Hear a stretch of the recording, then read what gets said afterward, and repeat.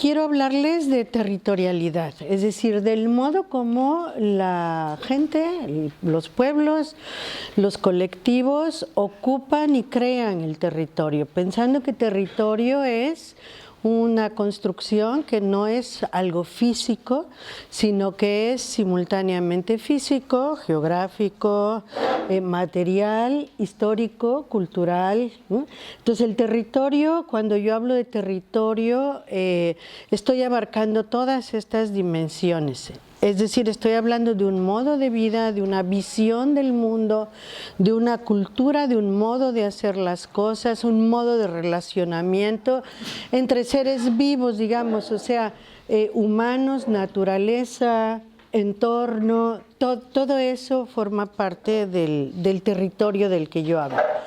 Y a mí me parece que es muy importante cuando hacemos la historia de nuestro momento presente, digamos, pero también de las raíces, de los orígenes, la genealogía de aquello donde estamos ubicados en cada momento.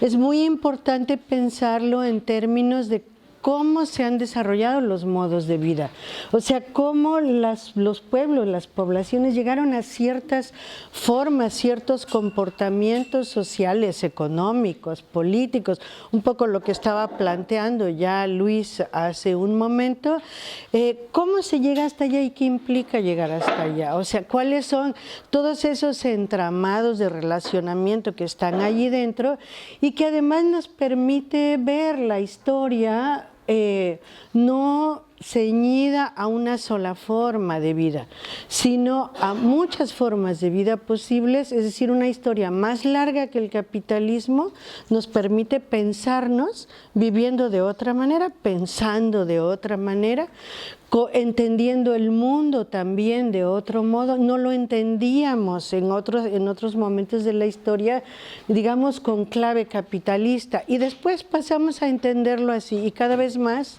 nos asimilamos a esta idea de ver las cosas, ¿no?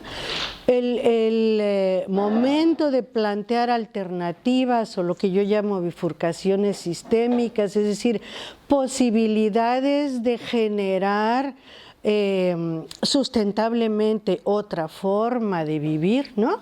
Otro tipo de organización social, implica que estamos también epistemológicamente, conceptualmente rompiendo o apartándonos de esta forma en la que estamos viviendo hoy. Es decir, no podemos seguir pensando, digamos, pensando capitalismo, pensando de manera capitalista el mundo y querer hacer un modo de organización social distinto. Eso es imposible.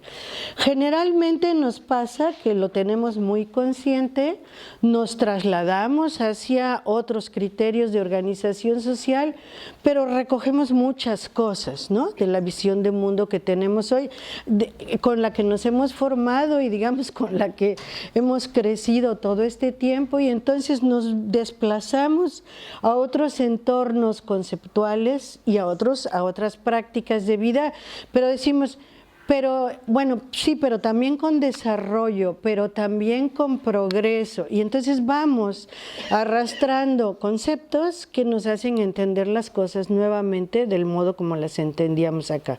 En la medida en que no seamos críticos con esos conceptos, tanto en la práctica como, digamos, en la percepción teórica, intelectual de lo que estamos viviendo y lo que queremos construir, no somos capaces realmente de abrirnos hacia otras posibilidades, ¿no? Porque reproducimos, de una manera o de otra reproducimos, y yo les puse como ejemplo esta idea del desarrollo porque es casi lo más habitual. Todo el mundo está diciendo, queremos otra forma de vida, otro modelo de organización, donde el desarrollo sea bueno y esté, digamos, al servicio de la comunidad. Desarrollo es un concepto, no es una palabra. Es un concepto construido en el capitalismo, y entonces como concepto no lo podemos traer hacia otras formas de vida.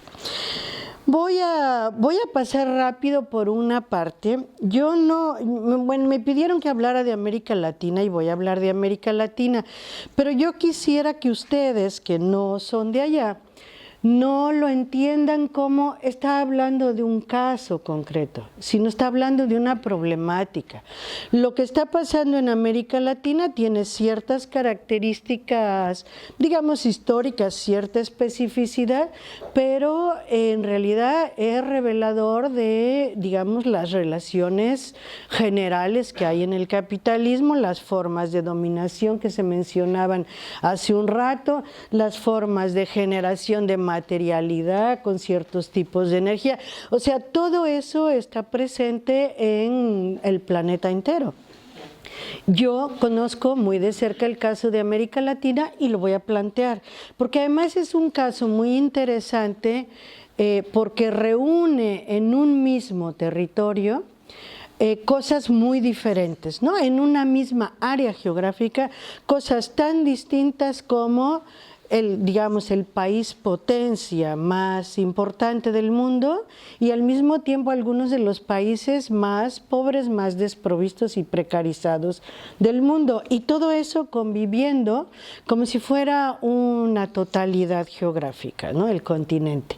Que esta idea de totalidad geográfica es muy importante también pensarla en la perspectiva de cómo se construye la hegemonía y cuáles son los soportes materiales incluso de esa hegemonía en el planeta, porque el pensarla como totalidad también ha permitido que ese país potencia que está ahí, digamos que Estados Unidos, considere que es su territorio, ¿no? Que es su base de soporte y que a partir de ahí organiza su relación con el resto del mundo. Por supuesto, tiene que organizar primero la relación interna del continente, pero el continente es su continente, ¿no? Ustedes recuerden desde las épocas de Monroe en que decía acá ya no entran las otras potencias en expansión, en ese caso las europeas, acá vamos a cerrar fronteras porque esta es la parte que a nosotros nos pertenece. Entonces, a más de que en todas partes del mundo estén pasando cosas similares, ¿no? Con sus particularidades, creo que el caso de América Latina es revelador desde ese punto de vista y de algún modo muestra una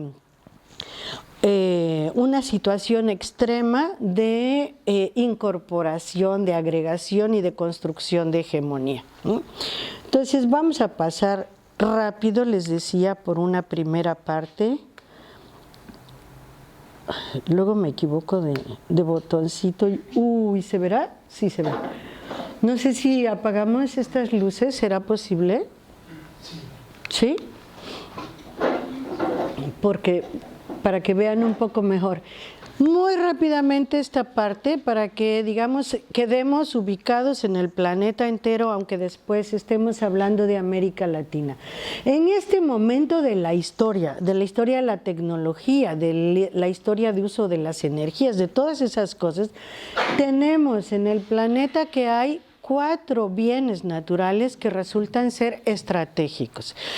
Estratégico quiere decir que son indispensables, digamos, ineludibles para la reproducción en su conjunto. Son la energía, y en este caso la energía fósil principalmente, los minerales, no todos los minerales, pero todos aquellos minerales que tienen que ver con la reproducción, sea masiva de la estructura de producción o sea de tecnología de punta, ¿no? Por ejemplo, los que se usan en aeroespacial.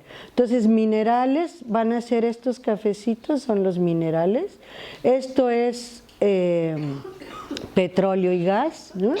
Agua, por supuesto, ¿no? Sin agua la vida no es posible, y biodiversidad, que de algún modo es otra manera de decir vida, otra manera de decir agua, pero digamos, serían como los 4 campos fundamentales de reproducción del capital hoy, de la sociedad incluso, no solamente del capital, y que además por eso mismo son elementos centrales en la definición de las relaciones de poder. O sea, quién posee esos recursos, quién quien tiene esos territorios es quien tiene el poder y quien es capaz de poner condiciones de funcionamiento en el planeta. Se hace de diferentes maneras, o sea, puede ser, podemos estar pensando en la apropiación directa de un yacimiento o podemos estar pensando en el control de todos los puertos de salida de ese yacimiento, por ejemplo, control de oleoductos, ¿no? O podemos estar pensando en la tecnología que permite sacar el petróleo de ese yacimiento. Entonces, quien controla estas cosas en la combinación que en cada caso resulta pertinente, pues será quien pueda tener un mayor manejo de las condiciones generales y un mayor poder en el mundo, digamos, ¿no?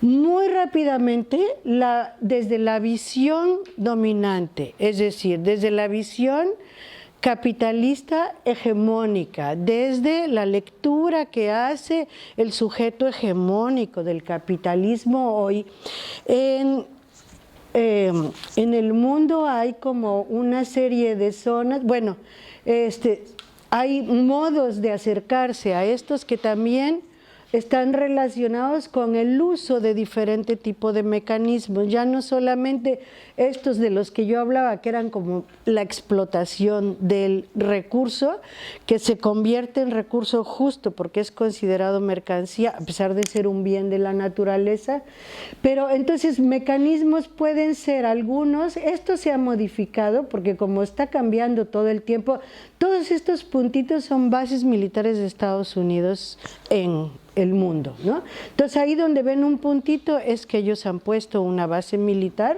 y la idea de este mapa es como percibir bien la cercanía entre esos espacios de definición donde están los recursos valiosos y los recursos de control de esos elementos.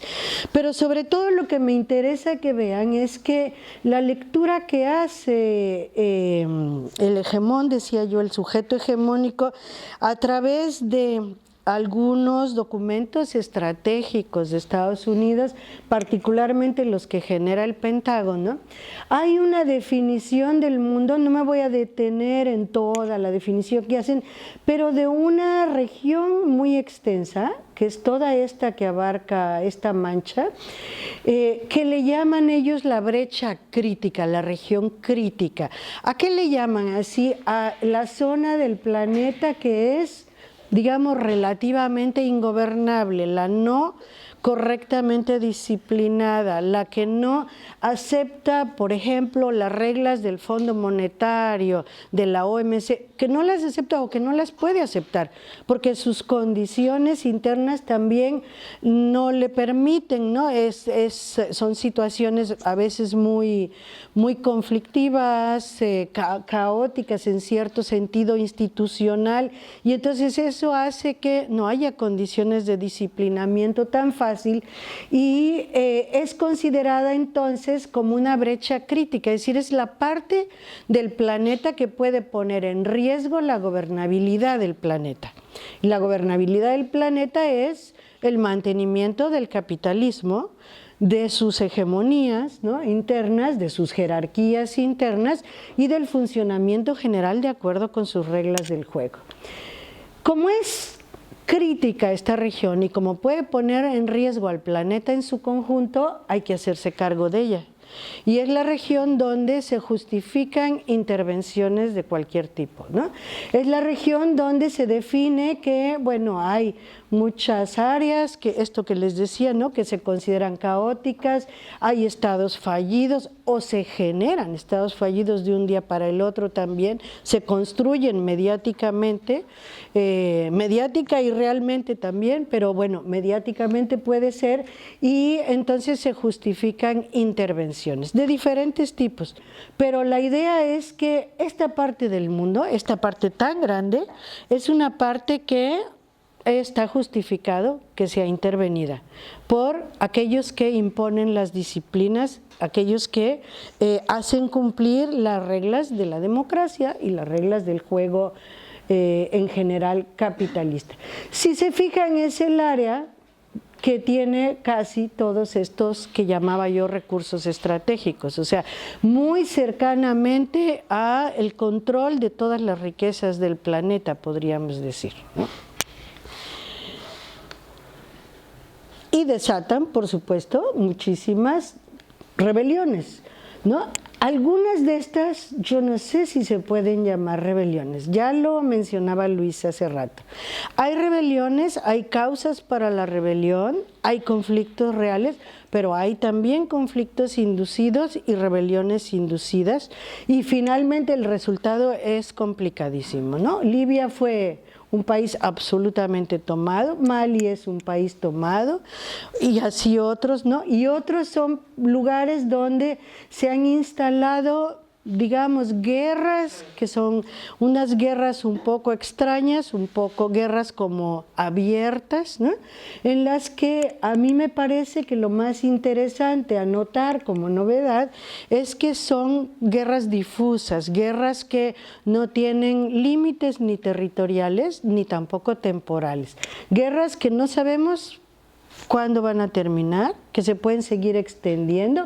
O sea, fíjense, acá empezó y miren por dónde va la cosa, ¿no? Algunos casos, aquí está, por ejemplo, iluminado Irán, que es una situación un poco distinta, pero no voy a detallar todo eso. Estos dos puntos son regiones de África donde hay un conflicto permanente, pero son regiones de África donde hay yacimientos de petróleo también muy importantes que todavía están en disputa y que entonces por eso mismo se genera muchas veces el conflicto. Nos vamos a América Latina, ¿no? O sea, con esta idea nos vamos a América Latina. América es un continente, les decía, pues bueno, relativamente rico, yo diría muy rico en muchos sentidos, muy versátil. De los recursos estos que se consideran estratégicos, tiene todos en abundancia. Hay algunos minerales que no tiene y otros en los que tiene el 95% del mundo, ¿no? En algunos minerales podría ser deficitario, pero en conjunto es un continente que le da a esta potencia, a Estados Unidos, la posibilidad de colocarse como en una posición, digamos que en el sentido material, de relativa invulnerabilidad. Piensen ustedes que hubiera una guerra mundial, ¿no? Un poco al viejo estilo, y que entonces las potencias se están enfrentando entre sí. Si Estados Unidos cierra su frontera esta, ¿no? Piensen en los castillos de la Edad Media con su foso ahí lleno de cocodrilos. Si cierra esto, logra sobrevivir mucho más que cualquier otra potencia en sus lugares. O sea, esa riqueza es la que encierra este continente. Entonces es algo muy importante en sí mismo. La propia geografía, digamos, el propio continente tiene un carácter estratégico para la disputa hegemónica. Fíjense lo más, o sea, grábense lo más que puedan como la localización de los recursos, porque vamos a estar jugando un poco con eso y metiendo más información. Me interesa pensar que, a ver, si hay todas estas cosas en el continente y si hay una disputa hegemónica, hoy, por ejemplo, que se habla que si Estados Unidos está declinando o no está declinando, que si hay posibilidad de que exista otro hegemón en el mundo capitalista o no, en fin, hay que como calcular muy bien de qué se está hablando y de qué se está tratando y cuáles son los soportes que tendría cada una de estas historias como para realmente valorar si ocurre o no ocurre. Sí nos importa a todos nosotros en nuestras vidas si quien nos gobierna es Estados Unidos o es China o es Japón o es... porque lo que nos gobierna es una visión del mundo. O sea, la hegemonía es la capacidad de hacer que su visión del mundo sea la visión reconocida por todos o por la mayoría. Entonces, si nosotros estamos reconociendo el American Way of Life como el modo de entender el mundo, es muy diferente que si entendiéramos, no sé, el Chinese Way of Life o una cosa así. Es un cambio cultural muy grande, aparte de cambios económicos y de otro tipo, sería un cambio cultural muy grande. Sí nos importa la manera de explotar incluso a la fuerza de trabajo, de extraer los recursos, es diferente, de acuerdo con estas diferentes propuestas culturales, no civilizatorias, porque todas son capitalistas, pero culturales, ¿no? Matices dentro de la gran propuesta civilizatoria capitalista. Entonces sí tenemos que valorar bien cómo se construyen las territorialidades. Yo diría que hoy está más claro que nunca en el planeta que los 500 años es un periodo muy cortito y que seguimos en una disputa de territorialidades que inició desde entonces y que se mantiene hasta la fecha. La mejor prueba de eso es la emergencia de los pueblos llamados originarios en América Latina, diciendo nuestra forma de vida, la queremos recuperar, la queremos reivindicar, y aunque hoy sea muy distinta de la que era, se está recuperando una visión del mundo también, ¿no? Se está recuperando un modo de entenderse a sí mismos y de entender la vida en su conjunto. Entonces hay una disputa de territorialidades que va a ir creando condiciones objetivas, subjetivas también, por supuesto, pero que objetivamente va ocupando terreno, va ocupando espacio, va modificando el modo de usar el espacio. Y entonces yo acá les voy a hablar ahora de, digamos, el avance, la expansión, la modificación, qué sé yo, de la territorialidad capitalista hegemónica hoy en día, es decir, de esa territorialidad impulsada por la visión norteamericana del mundo. Que por supuesto se basa en gran medida en el acaparamiento de estos recursos estratégicos y territorios estratégicos. ¿Cómo se ha avanzado en la reconfiguración de esa territorialidad? De diferentes maneras. Una de ellas ha sido los tratados de libre comercio, que ahora nos parecen tan comunes, pero que en realidad en el año 92 recién es que se empieza desde el 90 se empieza a gestionar el Tratado de Libre Comercio de América del Norte, que digamos muy distinto a la idea de la Unión Europea y que es el primer tratado, digamos, de este tipo que hay en el planeta. Desde entonces se empieza a hablar, pero entonces es muy cerquita, es hace poquito, se empieza a hablar de hacer bloques regionales en los cuales se homologuen las reglas internas, ¿no? ¿Cómo homologar reglas internas en dos países tan diferentes como estos dos?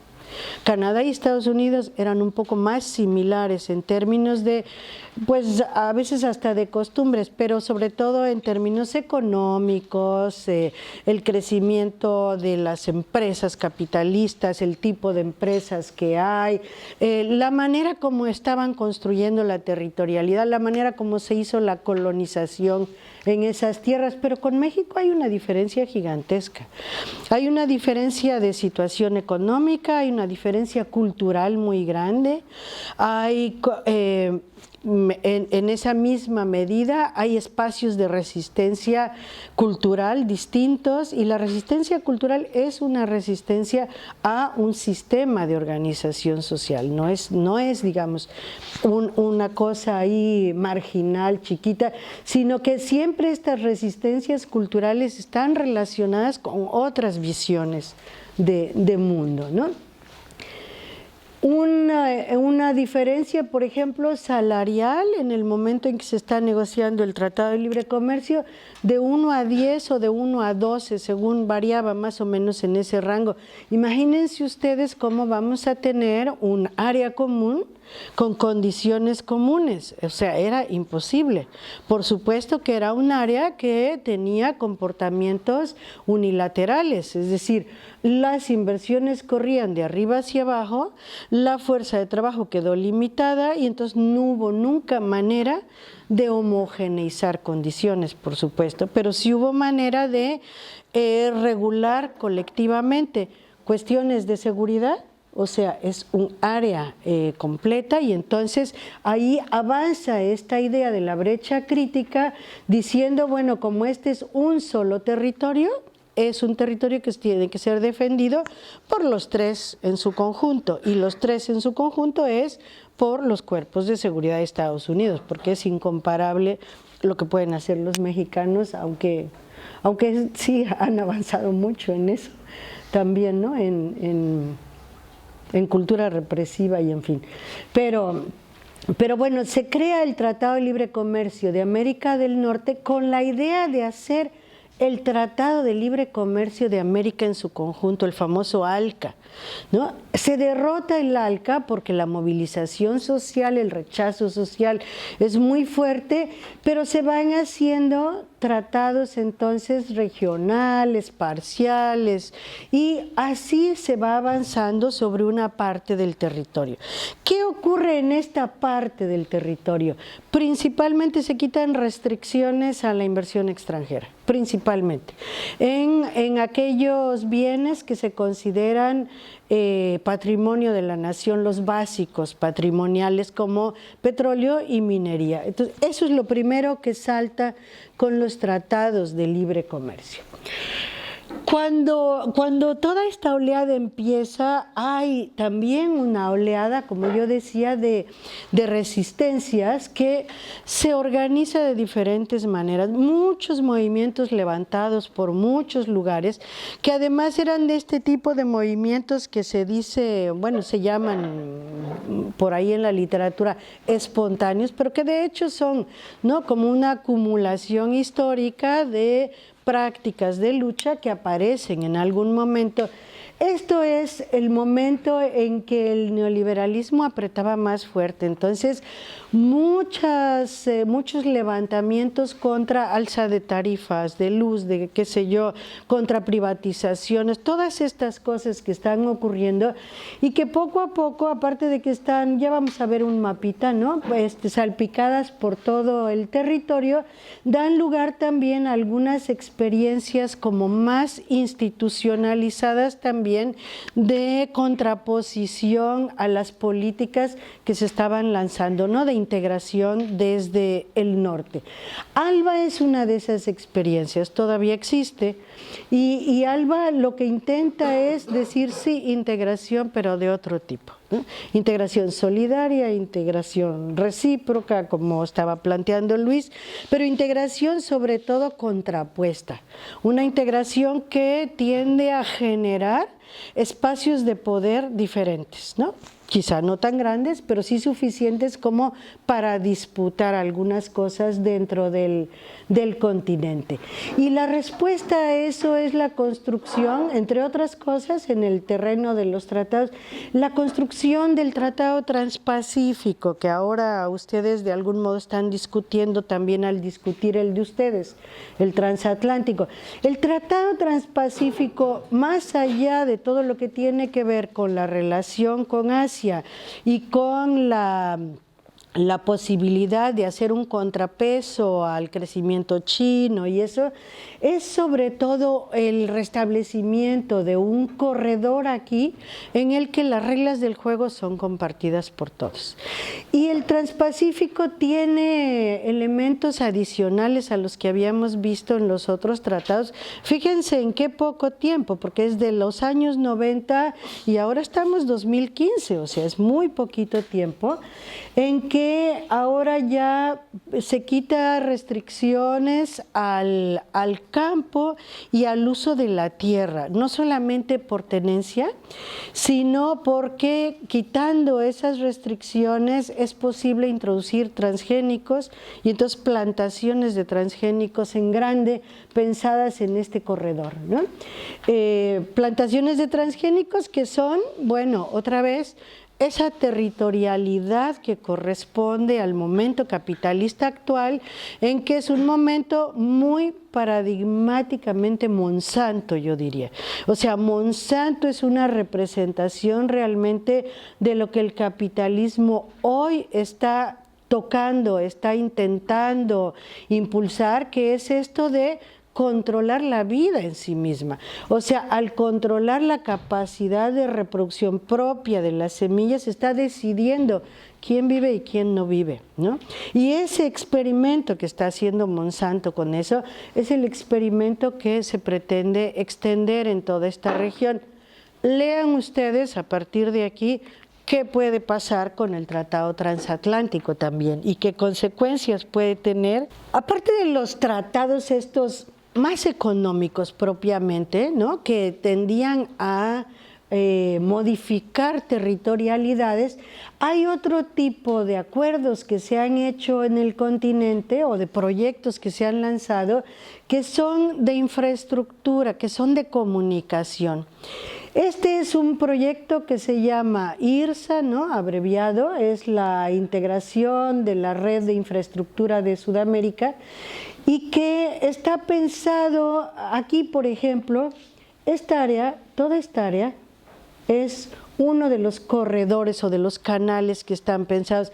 El área es enorme y en realidad el canal va por acá, ¿no? Es un canal multimodal, puede ser carreteras, puede ser ferrocarril, puede ser por agua, ¿no?, transporte fluvial, pero lo interesante es que siempre está pensado como una línea a partir de la cual se modifica la territorialidad a los costados, ¿no? Y entonces por eso son franjas, digamos, de oportunidad económica, así se presentan, ¿no?, para vincularse con el mercado mundial. Hacemos la carretera y de pasadita sacamos toda la biodiversidad, el petróleo, el gas que hay aquí, plantamos acá soya transgénica y entonces eso pasa rápidamente al mercado mundial, ¿no? Y es un tipo de, digamos, de desarrollo o de territorialidad planteada como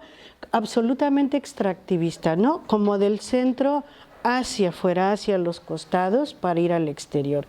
¿Qué pasa? ¿Por qué tanto ir al exterior? Yo siempre digo, caramba, es cierto que relativamente está escaseando el petróleo, qué sé yo, pero hay muchísimo todavía. ¿Por qué esa voracidad para llevárselo?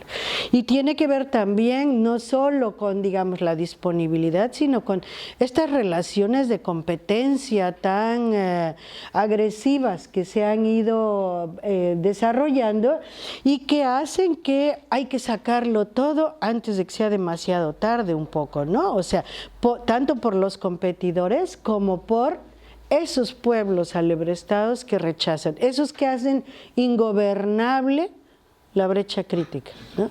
Son esos pueblos los que están poniendo en cuestión el capitalismo hoy. O sea, el capitalismo hoy sí, por supuesto, tiene muchas luchas internas, ¿no?, muchos acomodos internos de la jerarquía, pero su principal desafío hoy en día es que se le está cuestionando como sistema y que los pueblos de algún modo están diciendo nosotros vamos a ir por otro lado en la medida que se pueda, ¿no? Pero ahí hay un cuestionamiento muy serio que hace que sea indispensable hacer todo esto. Ahora, esto permite sacar riquezas, por supuesto, ¿no?, pero también modifica territorialmente. ¿Cómo modifica? Pues yo digo, hay una modificación muy clara que es como la institucionalidad política, ¿no?, de todo este territorio se está cambiando porque ya las fronteras van a estar marcadas de otra manera, no se mantienen las fronteras territoriales políticas que había hasta hoy, sino que por la fuerza de la dinámica económica y social que se establece con estos canales, esas condiciones van a cambiar, las lógicas parciales en estos pedazos del continente van cambiando, y entonces eso hace también una digamos, casi revolución en términos de las reglas del juego y de las conquistas sociales, porque las legislaciones nacionales empiezan a dejar de funcionar. O sea, empieza a ser necesario tener legislaciones supranacionales porque se empiezan a juntar en cada una de las regiones que queda, entre canal y canal, pedacitos de varios países, ¿no? Entonces, ya ninguna de las legislaciones propias a uno de esos países es la que se puede mantener ahí, sino que hay que hacer una nueva. Y estas legislaciones nuevas es una de las cosas que ha promovido fuertemente el Banco Mundial, entre otros, para poder hacer uso de, o más bien para poder extraer los recursos que de repente, bueno, ese es un nuevo eje que se agregó, los recursos que de repente están en una triple frontera, ¿no? Un acuífero que está en una triple frontera, ¿quién va a decidir qué se hace con él? Bueno, la legislación supranacional. Esto es lo que yo leo como lo que sería el IRSA estratégico. A mí me parece que las rutas fundamentales que se están marcando son estas, la amazónica, por supuesto, y acá esta del sur es una que tiene que ver con corredores industriales, pero también con petróleo y agua, y la posibilidad de cruzar el continente por el centro, que el centro del continente es muy rico, del subcontinente, es muy rico pero muy desarticulado el resto, digamos, muy poco comunicado, y esta es una manera de ponerlo rápidamente en funcionamiento, que además es muy importante porque las plantaciones de soya transgénica están en esta región, así, y salen por acá, ¿no? Entonces, digamos, tiene que ver con el nuevo uso de los recursos, con los nuevos bienes que genera la agricultura, ¿no? Y queda por encima de todas estas riquezas que habíamos mostrado en la región. O sea, si aquí ponemos el IRSA encima, ahí están los acuíferos, acá está pues de todo, ¿no? En la cuenca amazónica hay de todo, etcétera. O sea, proyectos de infraestructura que de hecho son proyectos de ocupación territorial en los que lo que está en juego es el poder más que otra cosa, ¿no? Por supuesto la riqueza, pero el poder, el control del continente. Estos son cuando nosotros hablamos del capital o del capitalismo, casi siempre, es decir, o muy rápidamente nos vamos a pensarlo en términos de países, ¿no? Yo ahora he estado hablando de una potencia, de Estados Unidos, pero en realidad la representación más auténtica del capital son las empresas, las corporaciones.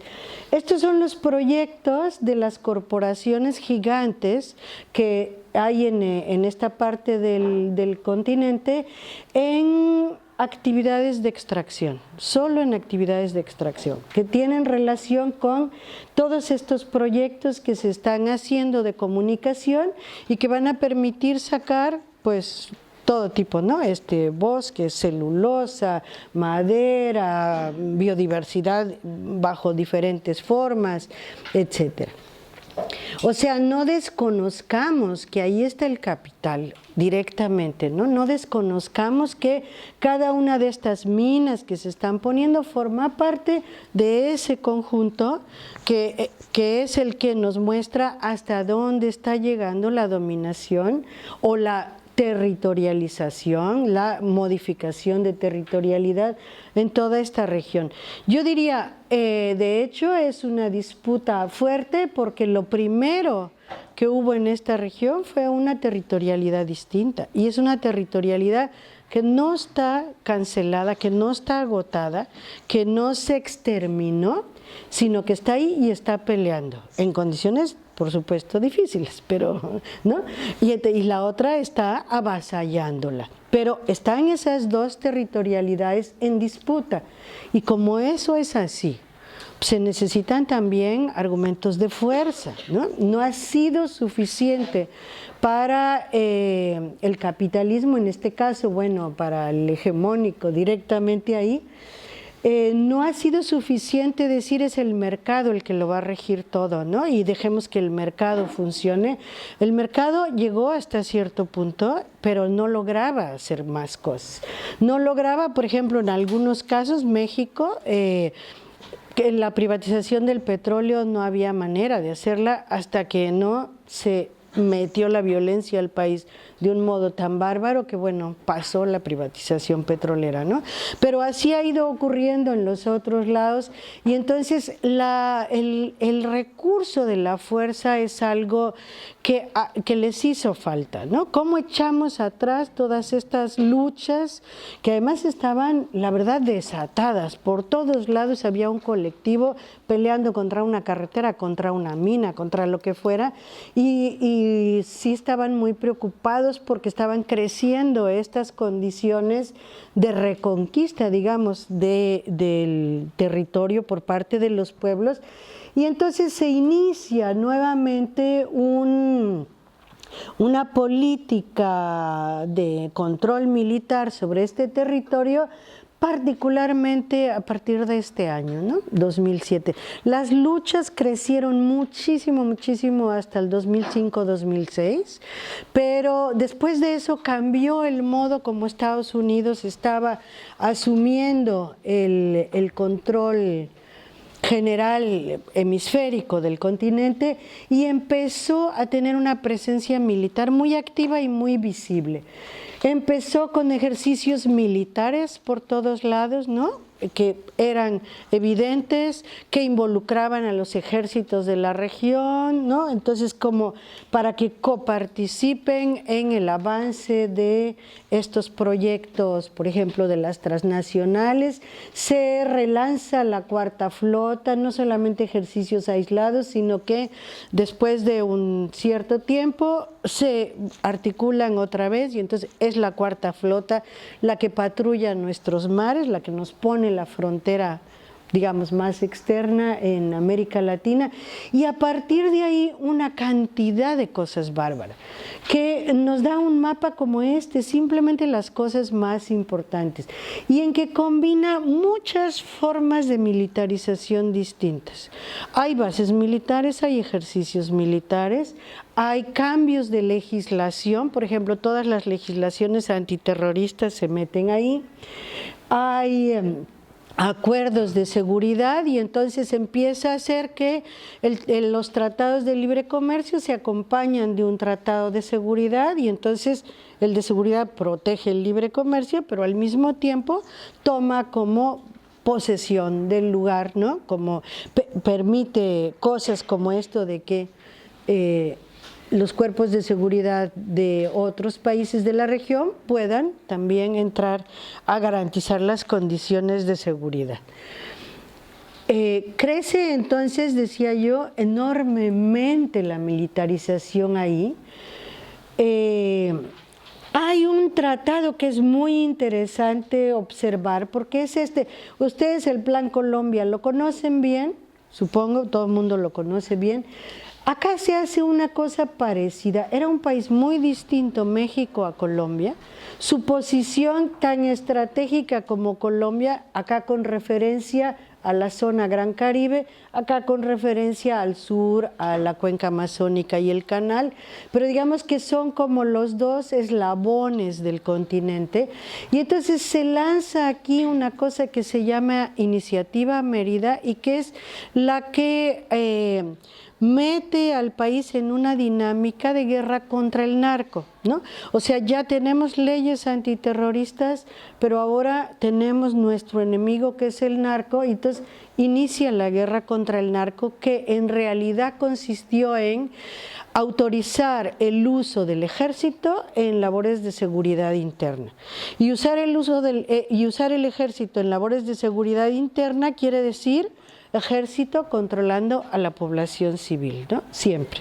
Entonces, más allá de que El narco no ha sido controlado, por supuesto, ¿no? O sea, no hubo guerra contra el narco, hubo reacomodo de los grupos del narco, eso sí hubo, pero hay una guerra más bien, pues no sé cómo llamarle, social, desatada en todo el país, que creó condiciones de tal desorden, ¿no? Incluso en algún documento en ese momento del Pentágono se hablaba con el caso de México de algo que nunca se había hablado antes, con el caso de México y Pakistán. En ese momento ellos dicen, los estados fallidos pueden ocurrir por alguna contingencia, es decir, un país, un estado que hasta ahora era considerado, digamos, disciplinado, estable, ¿no? Por alguna contingencia, puede ser un terremoto, Haití, por ejemplo, puede ser cualquier cosa, de un día para el otro puede ser considerado estado fallido, y si es considerado estado fallido es intervención automática, ¿no? Entonces, México es catalogado como eso. Cuando un poquito de tiempo antes se decía que era el país ejemplo de América Latina y qué sé yo, ¿no? Y eso es lo que se logra con la introducción de la Iniciativa Mérida y la guerra contra el narco. Y nosotros tenemos aquí proyectos, digamos, alternativos, proyectos de algún modo contrahegemónicos, con las limitaciones, las contracciones que puedan tener, la lentitud que puedan tener, pero que de algún modo estaban reorganizando las fuerzas del continente de otra manera. Este es el caso de Petrocaribe. No, Petrocaribe con Venezuela, por supuesto, a la cabeza, estaba logrando una articulación de todos estos países que casi nunca les damos importancia, por ejemplo, a estas islitas tan chiquitas, ¿a quién rayos le importan, no? Pues sí importan mucho, porque esas islitas chiquitas son las que marcan las aguas territoriales, son las que hacen la frontera, en realidad, del continente, ¿no? Y son las que dan acceso a las zonas petroleras que están acá, en toda esta región. Entonces sí era muy importante lo que estaba ocurriendo con Petrocaribe, y era algo que, bueno, obviamente no se podía seguir permitiendo. Entonces se meten fuerte con todas las iniciativas de seguridad a la mexicana, ¿no? Ya en este caso, la que hacen acá en el Caribe es al estilo de la que hicieron en México, y una serie de acuerdos, sea para patrullar aguas, ¿no? Con barcos artillados, sea para colocar bases o para otras cosas, digo, aparte también de organizar golpes de Estado en algunos puntos como para tener posiciones importantes que no solamente están en el área del Caribe, también acá se organizó, ¿no? Que es algo interesante. A veces parece que la parte del sur como que esa ya no les importa, no la tocan. La parte del sur importa muchísimo en términos, digamos, de garantizar la hegemonía dentro del continente. Es importantísimo llegar hasta el sur, y ahí se movieron también de otra manera, una manera muy atrevida, por ejemplo, que intentaron es hacer un convenio, no con el país, porque el país no lo estaba admitiendo, Argentina en este caso, sino con una provincia de Argentina. El gobernador de una provincia intentaron hacer el acuerdo para instalar ahí una base militar, una base de capacitación militar, ¿no? Y el gobernador lo había admitido, pero un gobernador muy de derecha, qué sé yo, pero imagínense lo que es eso en términos de replanteamiento de las soberanías nacionales, de los territorios políticos que hablábamos hace un rato. Todo tipo de respuestas que estaban antes, que se han ido organizando sobre la marcha como para enfrentar esta ofensiva hegemónica, y que seguramente van a estar ahí, ¿no? Por mucho tiempo construyendo cosas. ¿Qué hacen estas resistencias? Yo puse aquí algunas, ¿no? Hay muchísimas cosas, pero hay muchísimas cosas chiquititas. O sea, son puntitos que casi no pueden aparecer en el mapa, porque de repente es una comunidad de 50 personas, ¿no? Pero que está cuidando su agua.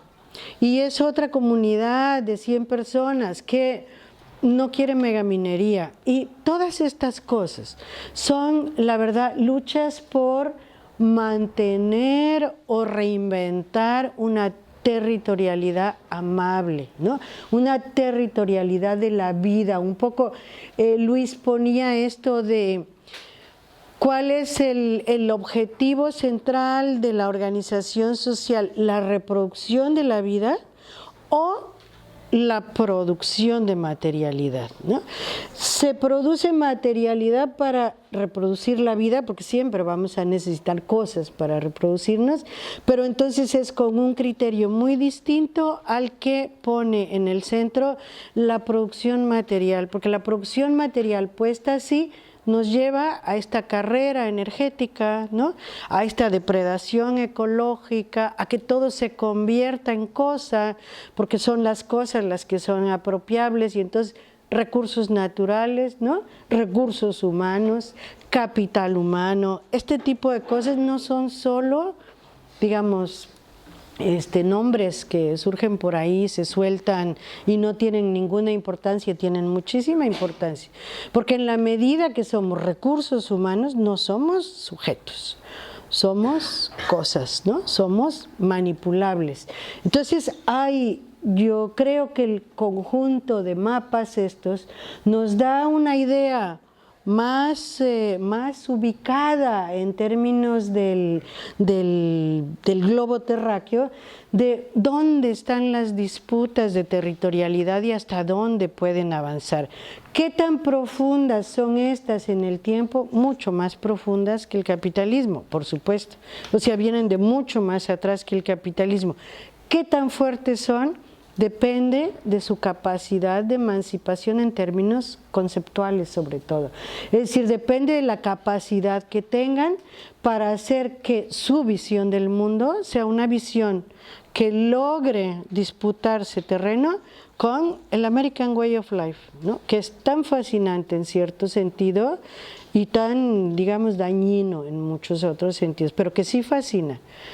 O sea, la hegemonía, la dominación no se hace solamente con la fuerza, se hace convenciéndonos de que el desarrollo es lo que necesitamos y el progreso, que el Tratado de Libre Comercio nos va a beneficiar, que el Tratado de Seguridad nos va a proteger, digamos que nuestros males o nuestras necesidades se resuelven por ahí, ¿no? Que nos pongan más policías porque hay muchos delincuentes, ¿será eso lo que queremos nosotros como forma de vida? Bueno, estas comunidades están diciendo que no, muchas otras están diciendo que no, pero tenemos que trabajar en la parte de la narrativa, de cómo nos ubicamos nosotros en el planeta, de cómo llegamos hasta aquí, cómo explicamos nuestra historia, pero también cómo nos pensamos a nosotros mismos, cómo pensamos la organización social que queremos tener, que podemos tener y que tenemos que construir, ¿no? Es una batalla más cultural que militar, que económica, o sea, es lo cultural, la dimensión que finalmente está permitiendo hacer estos avances, es lo cultural lo que permite tener fuerza para enfrentar a una minera como la Barrick Gold, por ejemplo, o como cualquiera de estas. ¿Qué es eso cultural? ¿Qué es eso tan fuerte?